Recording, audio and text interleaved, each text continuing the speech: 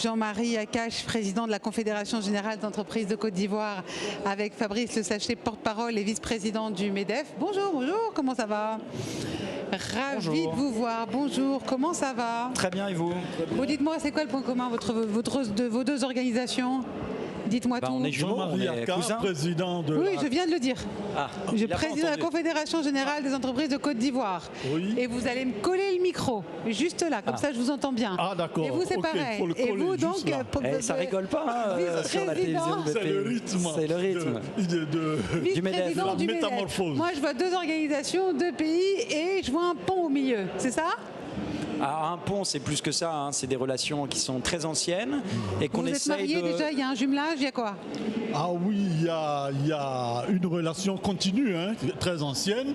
Et aujourd'hui, l'intérêt justement, c'est que cette relation s'élargit au-delà du... Se métamorphose. Se métamorphose. Mais racontez-moi, je veux savoir pourquoi, qu'est-ce qui se passe Non, il y a alors? des secteurs traditionnels en Côte d'Ivoire sur lesquels on est très présent, l'agro, l'énergie, la ville, les infrastructures, mais il y a des nouveaux secteurs qu'il faut accompagner. En tout cas, on veut prendre notre part, le numérique, la digitalisation, la transformation des usages, les fintech. Et donc ça, on a quelque chose à apporter, on a une valeur ajoutée. Et notre rôle, c'est de convaincre nos homologues ivoiriens, le président Aka, que nos solutions ont de la valeur ajoutée pour les entreprises ivoiriennes. Et c'est exactement ce que les entreprises, vos partenaires cherchent. Oui, c'est ce que nous cherchons et eu égard à la qualité de nos relations, nous disons oui, aujourd'hui ce savoir-faire-là, nous sommes prêts à le partager dans des co-entreprises, à le partager en faisant ensemble. Et je crois que c'est cela la métamorphose principale, justement. C'est quoi? C'est l'union fait la force. Exactement. C'est ça ce que vous dites. Tout à fait.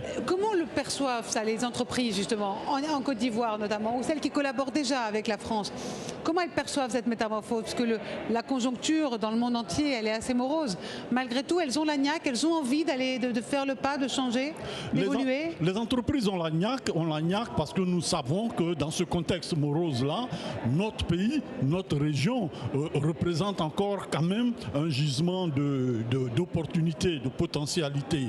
Et nous sommes d'autant plus motivés que justement nous avons avec les entreprises françaises, avec la France, ce partage-là, ce partage qui est déjà même au départ culturel, qui est le partage de la langue et tout ça, fait que dans un monde ouvert où il y a des coopérations avec toutes les régions du monde, nous avons cette particularité sur laquelle nous pouvons construire quelque chose d'inégalé. Et c'est vraiment ce pas-là de co-construction dans lequel nous voulons rentrer. Un petit message pour la fin, parce que vous évoluez ensemble.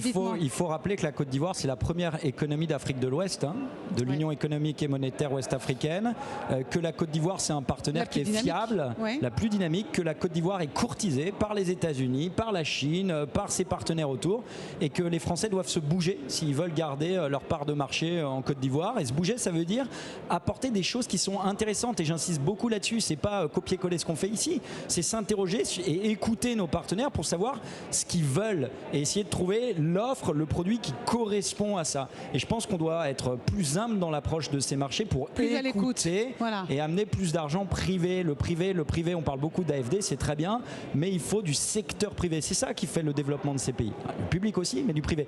Et je rappelle que la Côte d'Ivoire a fait beaucoup de choses en infrastructure. Il y a eu des investissements énormes. Ceux qui sont allés en Côte d'Ivoire il y a 10 ans, oubliez tout. Le pays est métamorphosé.